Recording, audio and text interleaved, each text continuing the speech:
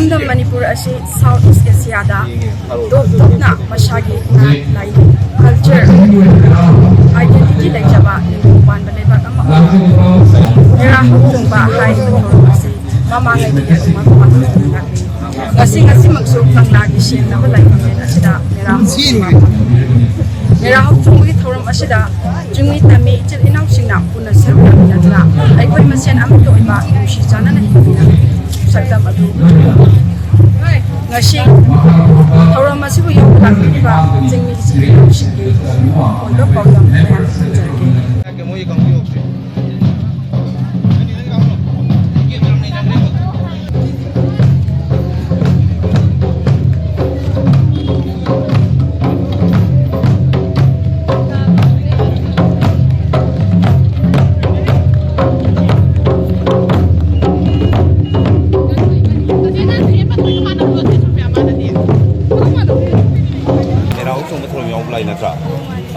Mingga like biro. Mi thangjam. Ai from the cry thangjam. Cry thangjam kane apai si mera hoksong bo yaw lai ja. Sida kari wakhalon apai gi nung gi ba tar paisa na kai phobi ge. Siri mera also musna manipur da dai da lai ri sing se bidi apun mai saktam hoina. Apun mai saktam hoina le na ba. Di adik lapadiko kilometer 150 le ai koi kun jaw bada adu gumba di adu invite toba natana ai koi ki transportation gumba da chu adu ma nyungai na tobir bidi mathang da chu ai koi amahani hana lapa invitation chu yam accept towning ai koi chu lakane natra bidi adu state level ki kumai ni state level indigenous ki mera haujobani haraga muka ni amagi community amagi gumna taurubide adu ai ko pende hana adu tagani hana ai khale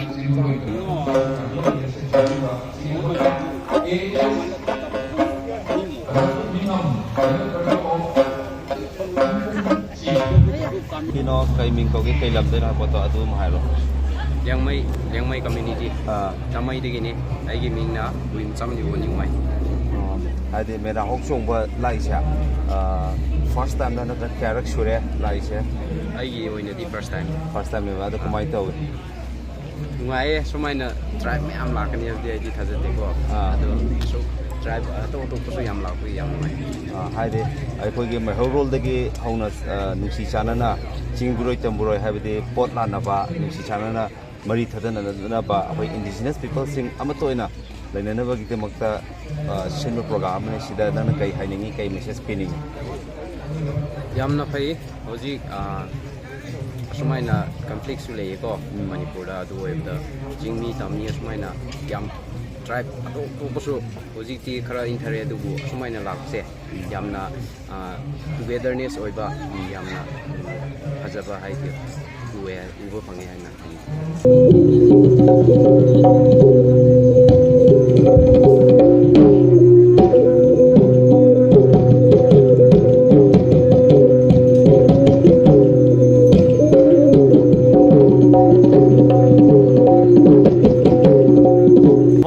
chahi khara dagi gai yonga di handa kisina hena mapung phaba dumadi oi hena apigi magai de use thamjage aduga koi mera hau chong basi karino madugi mahau khangdaba karino haina amta ujiba masibu thengnajiba hakthengnajiba kangbu haitare koi chine nau singda koi thamjani ba message sigumna ba koi ki ritual gi oiba relation jingtam mani gi coordination ngali edegi laiba mari asi aikoina tanaba yadaba siguma yam nungsinaba yam chanana siruk koigi tor phonana lairamba madugi liklam madu aikoina hujik hanjalakna hona bukanda akoi lamlamda lairiba mitai oiro natragana indigenous people khudimakna asi khangdaba yade maramaduna hairiba mera hok chongbasi aikoina amuktangdi saruk yaminaraga saruk amukta yadriba kambunassu mathang olakpa chahida handaki chahida ngamhaudragasu olakpa chahida saruk yabiraga hen mapung phaba amade merau chongbagi nungi atha amadi chingtamani gi relationship kari haina leramano matau karamna leiri amadi matau karamna afaba mari ma thamaksige haibagi liching amada chamina naba punjanmi naba yanabagi mari makak saganaba honabada apagi chinina khudingmangna saruk yaminasi amadi masi amuktang punna lakminaraga pai merau chongbasi mayek sengna khangbiraga tung koina tunggi mirol singdasu achobu message ma pianjini habagi ngasi akwai mera hok song bagi program se sije akwai indigenous group ya ma singmi tammi nungsina bagi mari ge hena session na ba pangthoi ne ko ma tang do ozagi wakhalon na kai lai ini kai message bi ne sigi program jina akwai singmi tammi hena na khangjin na ba amarugi maram sukha daga kai haini akwai ga sushin na hai tare ko kind of mixing do kanga amarugi wakhan dikhamga mushina ko pai na ado akwai lamlam sida laiminariba group ya indigenous people me amse akwai hanadagi nungsi janana ma toina laiminari ni adugo matam khara sida aide mito haibitale some illegal immigrants na samaga akwai manipur gi nungsinai ba sing ma jun tapaki lai mari je thugaina bo honara ba so tang da kai habini sini matam gi betung ina do compromise la kani ko jing ti akwai amarom saunari mina compromise di war ni do time is a great healer ko plus minus tong naraga moi su tu gyan tar ko moi su gyan tar ko na than ni ngai ma la ni ne khale election period of the work maruk hanga choriba marwena masin manau hona khalba jane adona khoi lai ama che lai ama juda nungzau matara akhoi meitai le ibira madu ibira bakari ge maram dino haraga hausong khunse ishor ge bo phanga nungai da kare ina khollaga ing takna laiba boisnu haina ibira banung se matam ama ja kari gomba ama la pata ge akhoi student present oramba along kumba haibsina pura umuka infan da stadium medium da putharaga thakka lai adugi jaga aduda khoina lai khrum naga laiba jaga aduda madu nung puthakhiba matung duda 2013 la 14 la adu aite ge to nung pa ama sok phak nung pa tu smai khup la thamba ado khoina lau khat ge bada som makhat ta akhoi metai me khoina pa ba thok na ba bajana ira tham hojik phawa mang de khoina project na le aduna ai khoi akhan sida ai khoi amuk akhoi da ning thau sina amuk la ra ga hana ning thau hal man si to ning sida ba man se nakshi laga lai se khoi adu ba khoi me ta thau sina khoi hau sum to manam hai si ai hau pana le si na le to so le hai Federal Organizing Committee on Merahau Chokbana, adu ngarang so khoi na hang man de ke mai Siang saya, komisi 2025 ku siang saya, asyik seberai. Orang orang di tahu dah, mayong mapi hidup. Ada ke komiti sama mayong mapi kaya, tahu siang anu bako komisi. Sasnu ada, baik. Ada ke, orang pun. Nungsi maju tu tak terlalu ada. Masih sopan, bangsa. Mana mera hok song ba, mana yaw lak ba se, kai phau ke. Yam nungai. Kai message pinning ke. Bagi leminai ba business group nam da. Any message? Khang dia. Moi da phang với chị yam nungai. Yam nungai ba ba. Okay okay. Su yam nungai. Không thằng lo. Đây là mera hok trong cái cái đó sự gặp. Đây là taxi đã hàng rồi này. Nên là sẽ phải đi qua lại đây phải đi đánh lại xuống rồi. Sẽ phải hay hàng mà mang được số phải là sẽ gặp. Chúng ta đây ba ꯍꯥꯏꯗꯤ ꯑꯩꯈꯣꯏ ꯌꯨꯠꯁꯤꯡꯁꯤꯅ ꯑꯩꯈꯣꯏꯅ ꯂꯥꯏꯅꯤꯡ ꯂꯥꯏꯁꯣꯟꯁꯦ ꯆꯠꯅꯕꯒꯤꯗꯃꯛꯇ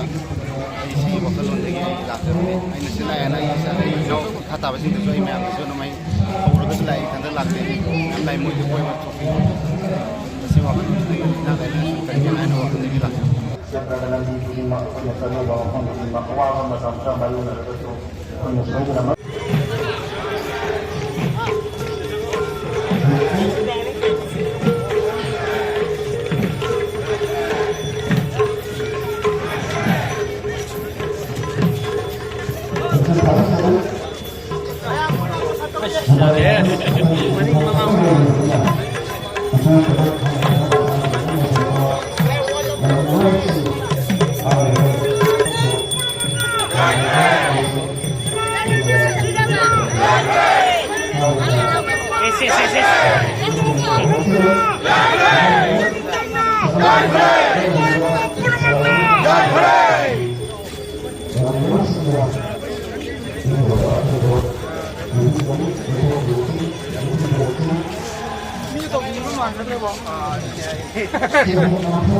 Ming hay rồi ai mình Narendra Sri kawe koi juman nga ai gina Lasham Budi Wangkai lagi ai na Narendra Rose Sogol Bandai akhoi sigi mera hok sung thorom yaw bulai natra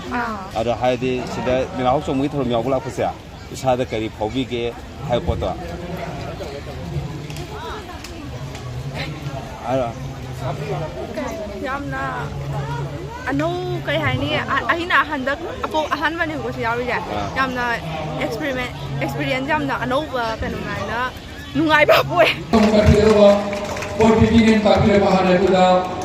haikiran ro me apni thoga bohaduan no kolam sin kapile bi no bubire na tapi me amdu posisi kita jaslo chingburoi tamburoi ko pot la na ba mera hok sung muja sigi maram jida haitare kari phobi ba kari nungai ba haidi chingmi tami amata ne adana koi chingda leiba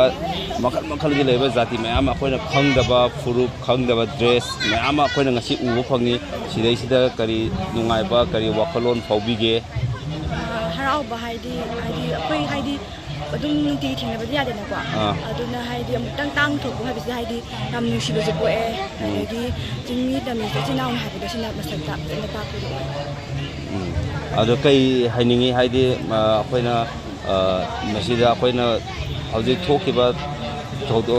mayam thokre asidi matungda thoktana pa adigi kai kai paujel piningi amuke ne chesin na kai kwa indigenous people ama oina koi ama to oina punsin magi message ama tang haidi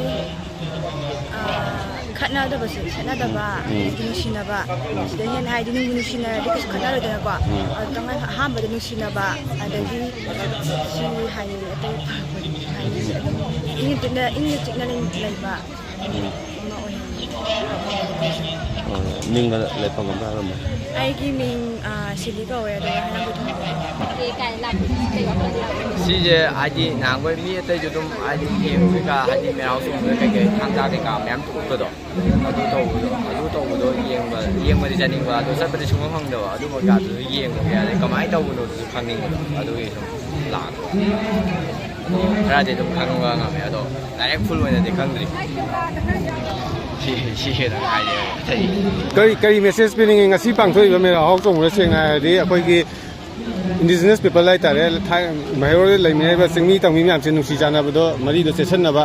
akoi gi hana lai ba mari do hena session na ba akoi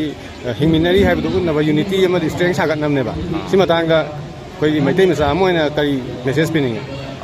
si ai da sigi mera hok song gi keno da ai di religion myam ma mai committee myam ma la ga maina sau ya bi ro ko do si jina ene na akoi gi community myam ja ena mari session na kadra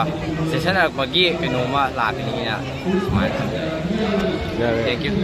kai jati go Kharam tribe ne Kharam tribe ngasi smaina akoi gi singmi tami gi sina bai mari sagat na ba mera hok song ba pangthoi se si pabung ngai gi wakhalon da kari phaugi ge da habi mama ngai da gi mai ho da gi sing tam ani sil naw ne haiduna mera hok song ba si dum lai hak thak te lai ram la ne aduda dum hik su ma da ning singa pa da ai se yam nu pok ning nung si du harau su harau ꯁꯨꯃꯥꯏꯅ ꯇꯧꯗꯅ ꯃꯇꯨꯡ ꯍꯌꯦꯡ ꯇꯨꯡ ꯀꯣꯟꯅ ꯁꯤꯒꯨꯝꯕꯁꯦ ꯊꯥꯗꯣꯛꯅꯗꯕ ꯑꯃꯁꯨ ꯏꯌꯥꯝꯕ ꯂꯩ ꯏꯆꯤꯟ ꯅꯠꯇ꯭ꯔꯒ ꯏꯅꯥꯎ ꯂꯩ ꯍꯥꯏꯕꯗꯣ ꯍꯦꯛꯇ ꯍꯥꯟꯅꯒꯤ ꯑꯍꯟꯁꯤꯡꯒꯤ ꯋꯥꯔꯤꯗꯨ ꯑꯩꯈꯣꯏꯁꯦ ꯄꯨꯟꯁꯤꯔꯣꯟ ꯑꯁꯤꯗ ꯃꯥꯡꯗꯅꯕ ꯑꯃꯁꯨꯡ ꯋꯥꯈꯜꯁꯦ ꯊꯝꯃꯤꯟꯅꯁꯤ ꯍꯥꯏꯕꯁꯤꯗ ꯍꯥꯏꯅꯤꯡꯉꯤ ꯑꯗꯣ ꯑꯣꯖꯥ ꯑꯩꯈꯣꯏꯒꯤ ꯆꯤꯡꯃꯤ ꯇꯝꯃꯤꯁꯦ ꯃꯆꯤꯟ ꯃꯅꯥꯎꯅꯤ ꯑꯗꯣ ꯍꯥꯟꯅꯗꯒꯤ ꯃꯩꯍꯧꯔꯣꯜꯗꯒꯤ ꯂꯩꯃꯤꯟꯅꯔꯦ ꯑꯗꯨꯕꯨ ꯍꯥꯏꯗꯤ ꯁꯤꯒꯨꯝꯕ ꯊꯧꯔꯝ ꯈꯛꯇꯪ ꯃꯦꯔꯥ ꯍꯧ ꯆꯣꯡꯕ ꯂꯥꯛꯄ ꯃꯇꯝꯗ ꯑꯩꯈꯣꯏ ꯄꯨꯟꯕꯒꯤ ꯁꯛꯇꯝ ꯑꯃ ꯎꯕ ꯑꯇꯣꯞꯄ ꯃꯇꯝꯗꯗꯤ ꯑꯩꯈꯣꯏꯁꯦ ꯄꯨꯟꯕꯒꯤ ꯁꯛꯇꯝ ꯑꯃ ꯎꯗꯕ ꯁꯤꯒꯨꯝꯕ ꯃꯌꯥꯝꯁꯦ ꯀꯔꯤ ꯍꯥꯏꯕꯤꯅꯤꯡꯉꯤ ꯃꯁꯤ ꯑꯩ ꯋꯥꯈꯜꯗꯤꯀꯣ ꯁꯨꯝ ꯆꯍꯤ ꯑꯃꯃꯝꯁꯦ उनरꯛꯇ꯭ꯔꯕ ꯑꯗꯨꯒ ꯑꯃꯁꯨꯡ ꯆꯍꯤ ꯑꯃꯗꯒꯤ ꯇꯧꯔꯝꯕ ꯄꯣꯠꯊꯣꯛꯇꯒꯤ ꯏꯆꯤꯜ ꯏꯅꯥꯎ ꯁꯛ ꯃꯥꯏꯗꯒꯤ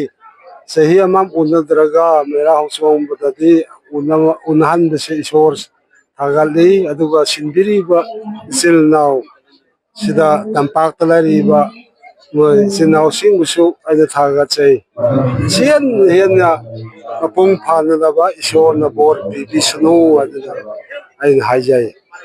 ꯑꯔꯣꯏꯕ ꯑꯣꯏꯅ ꯑꯩꯈꯣꯏꯒꯤ ꯂꯝꯗꯝꯁꯤꯗ ꯈꯨꯟꯗꯥꯃꯤꯟꯅꯔꯤꯕ ꯐꯨꯔꯨꯞ ꯃꯌꯥꯝꯁꯦ ꯑꯩꯈꯣꯏ ꯃꯅꯤꯄꯨꯔꯁꯦ ꯍꯧꯖꯤꯛ ꯇꯪꯗꯨ ꯂꯣꯏꯇꯥꯗꯕ ꯐꯤꯕꯝ ꯑꯃꯗꯁꯨ ꯂꯩꯔꯤ ꯏꯔꯥꯡꯁꯨ ꯊꯣꯛꯏ ꯁꯤ ꯀꯔꯤ ꯃꯦꯁꯦꯖ ꯄꯤꯕꯤꯅꯤꯡꯉꯤ ꯑꯁꯤꯗꯤ ꯃꯁꯤꯗꯤ ꯑꯩꯁꯨ ꯀꯌꯥ ꯈꯪꯗ꯭ꯔꯦ ꯑꯗꯨꯕꯨ ꯃꯩꯍꯧꯔꯣꯜꯗꯒꯤ ꯂꯩꯔꯝꯕ ꯃꯅꯤꯄꯨꯔ ꯃꯅꯨꯡꯗ ꯆꯤꯡ ꯇꯝ ꯍꯥꯏꯔꯕꯁꯨ ꯑꯩꯈꯣꯏ ꯏꯆꯤꯜ ꯏꯅꯥꯎ ꯅꯥꯒꯥ ꯍꯥꯏꯕ ꯇꯥꯔꯦ ꯅꯥꯒꯥꯒ ꯃꯩꯇꯩꯒꯗꯤ ꯑꯗꯨꯝ ꯂꯣꯏꯅ ꯂꯥꯛꯄꯅꯤ ꯑꯗꯨꯕꯨ ꯍꯦꯛꯇꯒꯤ ꯏꯔꯥꯡ ꯏꯁꯨ ꯑꯁꯤꯗꯗꯤ ꯀꯣꯟꯅ ꯂꯥꯛꯄ ꯏꯆꯤꯜ ꯏꯅꯥꯎ ꯑꯣꯏꯔꯕꯁꯨ ꯀꯨꯀꯤꯁꯤꯡꯅ ꯁꯤꯗ ꯂꯥꯛꯑꯒ ꯃꯣꯏ ꯑꯗꯨꯝ ꯀꯣꯏꯁꯤꯜꯂꯒ ꯃꯣꯏꯅ ꯑꯩꯈꯣꯏ ꯏꯔꯝꯗꯝꯅꯦ ꯍꯥꯏꯗꯅ ꯂꯝ ꯃꯄꯨ ꯌꯣꯡꯅ ꯌꯨꯝ ꯃꯄꯨꯗꯣ ꯇꯥꯟꯊꯣꯛꯑꯦ ꯍꯥꯏꯕꯗꯣ ꯑꯗꯨꯃꯛ ꯊꯣꯛꯈ꯭ꯔꯦ ꯃꯥꯁꯤꯗꯤ ꯆꯤꯡ ꯇꯝ ꯂꯩꯔꯤꯕ ꯏꯆꯤꯜ ꯏꯅꯥꯎꯁꯤꯡꯁꯦ ꯑꯃꯁꯨ ꯂꯤꯡꯖꯦꯜ ꯃꯥꯟꯅꯔꯒ ꯐꯠꯇꯕ ꯑꯗꯨꯕꯨꯗꯤ ꯂꯧꯊꯣꯛꯑꯒ ꯑꯆꯨꯝꯕꯒ ꯑꯁꯦꯡꯕꯒ ꯑꯗꯨꯝ ꯂꯩꯃꯤꯟꯅꯔꯒ ꯑꯗꯨ ꯑꯆꯨꯝꯕꯅ ꯖꯣꯏ ꯑꯣꯏꯍꯜꯂꯒ ꯅꯨꯡꯉꯥꯏꯅ ꯄꯥꯟꯃꯤꯟꯅꯁꯤ ꯁꯤꯗꯪ ꯍꯥꯏꯅꯤꯡꯉꯤ ꯑꯣꯖꯥꯒꯤ ꯃꯤꯡ ꯑꯝꯇꯪ ꯍꯥꯏꯕꯤꯌꯨ ꯀꯩꯅꯥꯏꯒꯤ ꯁꯦꯜ ꯔꯥꯡꯂꯥ ꯃꯁꯤꯒꯤ ꯃꯇꯥꯡꯗ ꯄꯥꯎꯗꯝꯖꯔꯤ